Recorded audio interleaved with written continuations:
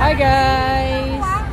Ayan, nandito kami sa bus terminal dito sa Trinoma and pupunta kami ng Clark International Airport dahil doon tayo magagaling papunta ng Siargao mga besh. So waiting lang tayo ng ating kasama and Genesis yung sasakyan natin. Kasama natin pinakamaganda.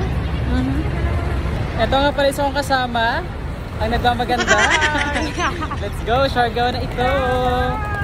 So actually 7 PM pa lang pero yung last trip kasi papuntang Clark International Airport is 8 PM. Nasa loob na nga tayo ng bus mga beshi. Kung mapapansin ninyo, hindi tayo siksikan at maluwag yung kanilang mga upuan mga beshi. Meron silang table tray, may charging point at merong entertainment system kung gusto mong manood habang nagbibiyahe tayo mga beshi. Eksaktong 7 PM nga ay umalis na tayo dito sa Trinoma mga beshi.